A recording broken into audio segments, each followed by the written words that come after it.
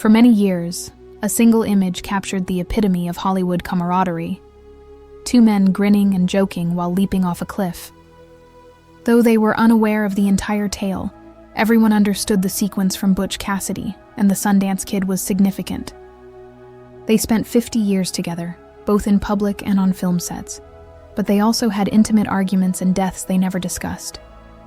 After years of silence, the truth is now being revealed. Robert Redford, the only one who truly experienced it, rather than the media or autobiography.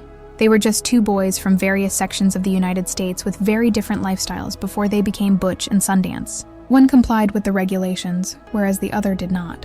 Duty and order shaped one, while disobedience and a need to travel around shaped the other. Their paths were never supposed to cross, even though they were both headed to the same location. The quiet neighborhoods of Shaker Heights, Ohio, are where Paul Newman's life started. Arthur Newman, his father, co-owned a sporting goods store and was a successful businessman. On January 26, 1925, he was born. Paul was creative from an early age and came from a secure middle-class background.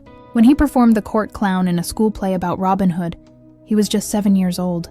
By 10, he was already performing at the Cleveland Playhouse, demonstrating his talent. His route appeared clean and straight, because he was brought up in a moral and orderly manner.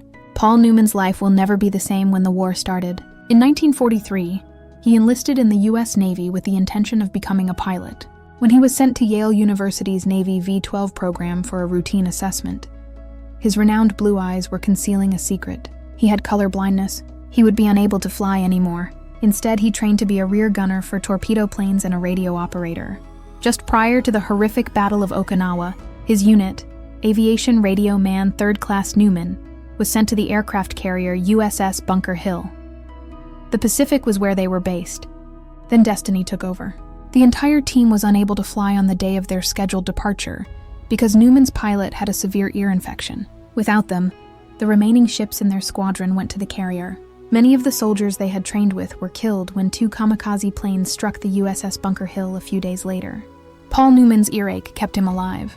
He would never forget that fortunate time and that near-death experience. It influenced how he would develop as a man. In the Navy, Newman gained knowledge of fate and service.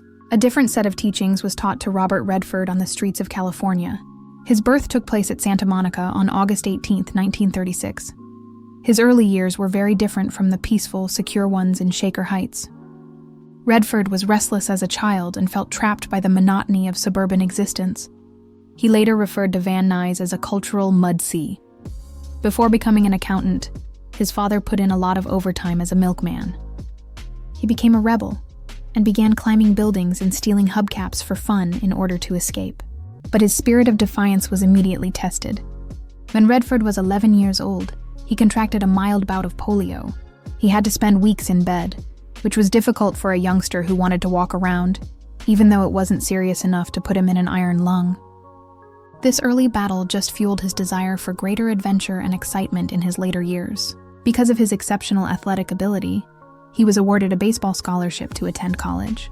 But he never lost his rebellious side. After he started drinking and skipping school, he was expelled from the squad and forfeited his scholarship. Feeling disoriented and let down, he painted his way across Europe in an attempt to discover who he was. He finally made it to New York, where he studied acting, a career he had previously dismissed as absurd. After nearly dying, a military hero returned to study theater on the GI Bill. The other one quit college, referred to himself as a criminal, and by chance became an actor. Despite being two sides of the same American dollar, their manufacturing processes differed greatly, and Hollywood was where their two worlds would eventually collide. By 1968, he was more than just a movie star. He was well known. However, few people were familiar with Robert Redford, who was well known worldwide because to films like The Hustler and Cool Hand Luke. His role alongside Jane Fonda in the romantic comedy Barefoot in the Park was the catalyst for his fame. He wasn't a star, but he was an actor. Then, Butch Cassidy and the Sundance Kid appeared as a script. Redford immediately recognized himself as the ideal actor for the Sundance Kid role after reading it. This punched him in the core since he had always been a restless criminal. However, that was not 20th Century Fox's intention. They wanted Newman to play Sundance. Thus, Redford wasn't on their list of well-known performers. Despite the efforts of director George Roy Hill, The corporation refused to compromise. Hill already knew Redford was the one, but they forced him to meet other well-known celebrities. For months, the standoff continued. They exerted every effort to prevent Redford from appearing in the film. In the end, it all came down to Paul Newman. He could choose his co-star and bring the film to life. They first met in Newman's residence in New York. Following the company's advice, Newman made a decision that would alter Redford's career and create a lifelong, enduring relationship of loyalty. He expressed his desire to collaborate with an actress rather than a mere celebrity to the studio officials. For a man he didn't know well, he put his own honor at danger. "I don't know how many other people in Hollywood would have done that," Redford commented after the fact. The majority of people would have paid attention to their bosses or business executives. However, that was not Newman. Redford was only cast in the film as a result of his assistance. Redford would always remember that act of integrity. "I always felt like I owed Paul that." This incident served as the basis for their relationship, he claimed. It had nothing to do with fame or fortune. It was about honoring the effort. The company didn't see what Newman saw in Redford, a mutual dedication to the work that went beyond what Hollywood typically accomplishes. At last, they conceded, but only on one stipulation. Since Newman was the bigger star, they refused to alter the title. Originally titled The Sundance Kid and Butch Cassidy, the names were changed to emphasize Newman's character in order to appease the studio. It was inconsequential. When the two men first appeared together on television, they became an iconic duo. While working on the sets of Butch Cassidy and later The Sting, their friendship developed a unique rhythm. When the cameras were rolling, they were the most productive employees. Both guys respected acting as a profession and had experience in theater and live television. Newman had a reputation for being highly engaged and enjoying extensive practice. They would spend hours honing their personas and encouraging one another to improve each scenario. However, when the director shouted "cut," everything was different. According to Redford, they were distinctly American actors, witty, sardonic, and constantly looking to outperform one another. Their earlier relationship had different rules. Redford was forced to laugh at Newman's awful jokes, and Newman had to tolerate Redford's constant tardiness of 10 to 15 minutes. To mock the fact that his friend had ceased being on time midway between their first and second films, Newman even sent Redford a pillow that read, "Punctuality is the courtesy of kings." By playing games against one another, they kept themselves grounded.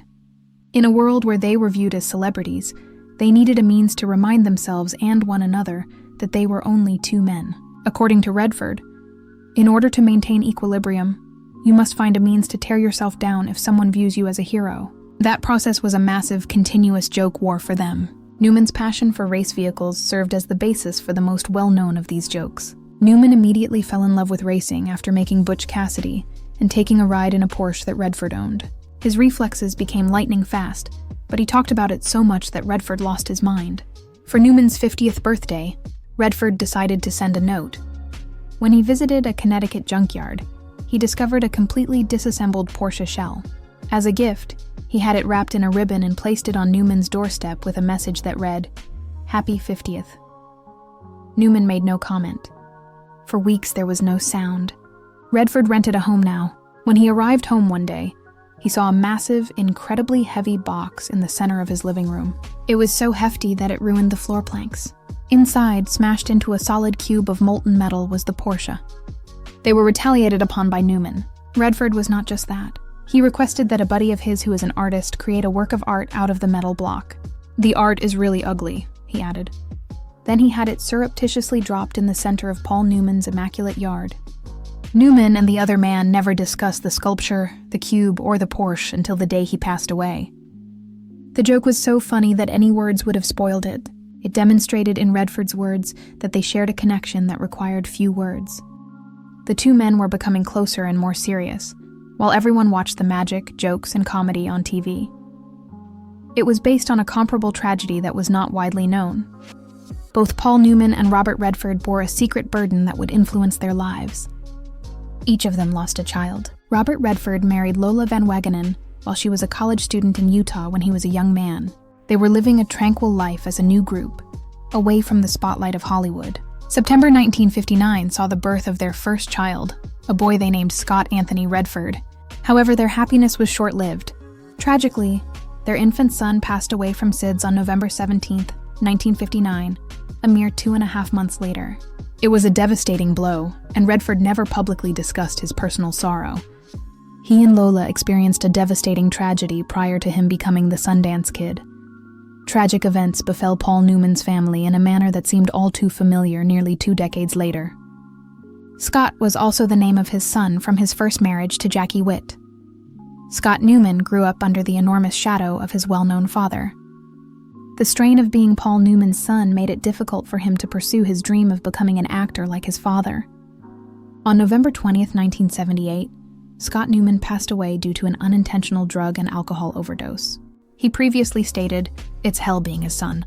I don't have his blue eyes. I don't have his talent. I don't have his luck. I don't have anything. That's me." His shame would accompany him for the rest of his life since he felt awful about what he had done. He spoke about his deepest regrets in a book published after his passing. "I kept thinking he was going through a phase of adolescent bad judgment," he stated. He kept questioning himself if he could have done something about it. "Could I have told him he didn't have to be like me or be manly? I never thought it would be fatal. He might simply be himself. Many times I have gotten down on my knees and asked Scott to forgive me," he told her in excruciating misery. Their unspoken anguish served as the covert catalyst for a project they would collaborate on for the next 50 years of their lives. Redford and Newman grew increasingly devoted to a shared belief as they grew older. It wasn't just a kind remark for either of them when he said, "If you are lucky enough to be successful, you should put something back." It was a crucial regulation. With their wealth and celebrity, they established reputations that would endure beyond any film. They achieved this by battling for their freedom. Giving back started in Paul Newman's own home. He bottled his own salad dressing to give to his buddies as presents.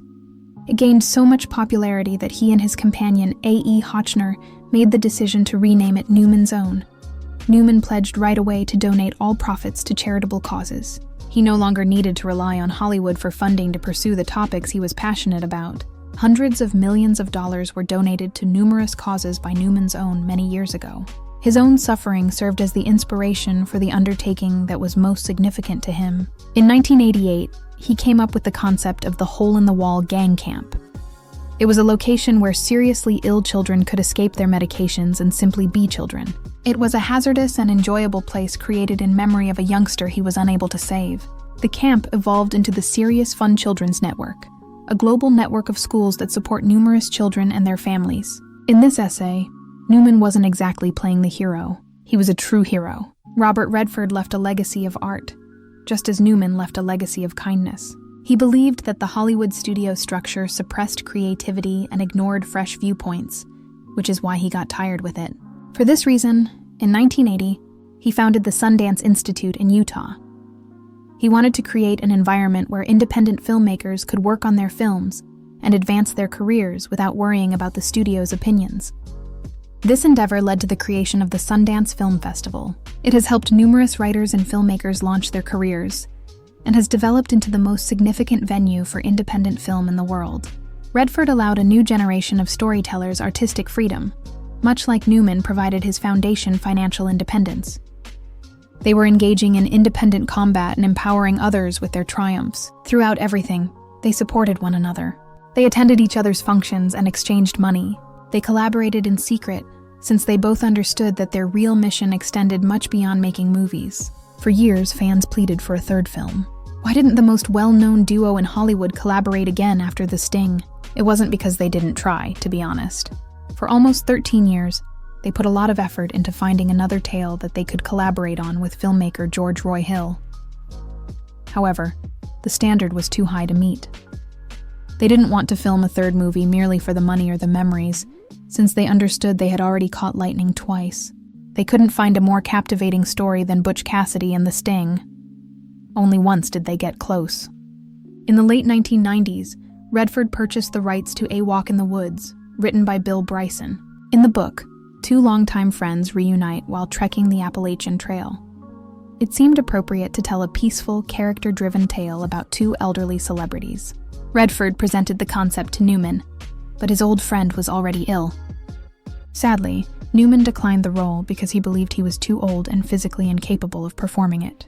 Before he retired in real life, he would appear in just one more film, road to perdition. The opportunity was lost forever. In the final months of his life, Redford visited Newman at his Connecticut home, despite the fact that he was dying of cancer. They were all three aware of what was happening. The nearness of the end was not discussed.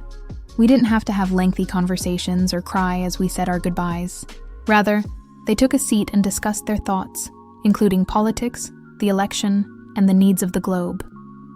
Their friendship was genuine and there till the very end. On September 26, 2008, he passed away at the age of 83. The world was affected by the passing of a great. Tributes poured in from all directions, but what mattered most were the comments of his best friend. It was brief, simple, and powerful. Robert Redford ultimately refrained from discussing a dark Hollywood secret or a clandestine rivalry. It was the silent tale of a fraternity built on trust, tested by celebrity, and bolstered by a loss that only they could comprehend. He remarked, "There is a point where feelings go beyond words. I have lost a real friend. My life and this country are better for his being in it." Redford saw his brother, while the rest of the world saw two Hollywood stars. Their genuine friendship with one another, in addition to the well-known films they produced, had a lasting influence in a society where celebrity comes and goes swiftly.